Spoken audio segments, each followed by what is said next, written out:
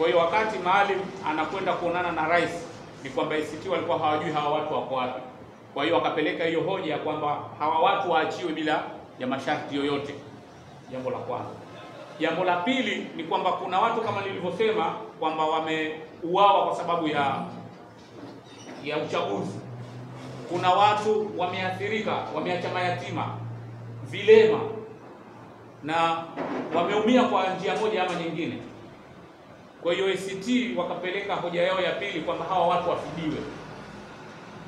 Na la tatu wakapeleka hoja ya hizi reforms ambazo kama ambavyo nimezisema hapa mbele yenu. Kwa hiyo suala hili la muda haliwezi kuprevail leo, kwa sababu tangu hajaapishwa Maalim Seif hizi hoja tayari Rais Mwinyi alikuwa kasha zipokea, na baada ya marehemu Maalim Seif kufariki hizi hoja zilirithiwa na mrithi wake Mheshimiwa Othman Masoud Othman.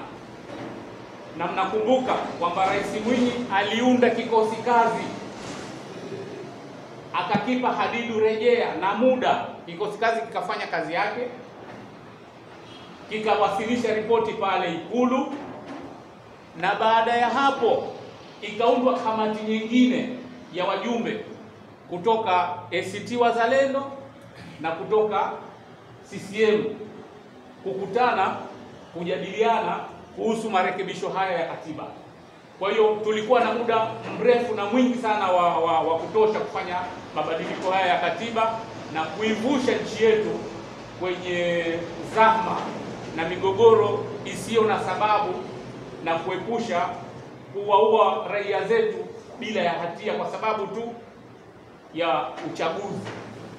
Sasa niseme kwamba dhamira haionyeshi kwamba CCM na serikali yake ni kwamba bado hawajaonesha kwamba wana dhamira ya kufanya mabadiliko, na suala la muda lisitumike kama visingizio, kwa sababu tangu mwaka 95 matatizo yamekuwa yakijitokeza Zanzibar ya kiuchaguzi, na miafaka zaidi ya mara 3 waliingia kwenye miafaka ya kisiasa kwa ajili ya marekebisho na maboresho, lakini hali inajirudia ni ile ile. Ni kwa sababu ya goodwill haipo, na sisi swala la muda hatuwezi tukalitumia kama ni sababu za msingi za kuhatarisha uhai wa wananchi wetu. Kwa hili tuko serious kama chama. Wenzetu kule bara wanatekeleza kwa vitendo kabisa kuwaunganisha wananchi na kuwaamsha ili waweze kusimama pamoja nasi na tuunganishe nguvu kwa ajili ya kudai mabadiliko ya sheria hizi za kiuchaguzi katika nchi yetu. Na Zanzibar tutaendelea hivyo, na tunatoa wito kwa wenzetu, wadau wenzetu kwenye vyama vya siasa waungane na sisi kudai mabadiliko ya kimfumo kabla kwanza ya kukurupuka na kuingia kwenye uchaguzi. Sasa mpaka uchaguzi ukishakufika na mambo hayajabadilika, kauli yetu na kauli ya mkutano mkuu ni no reform, no election.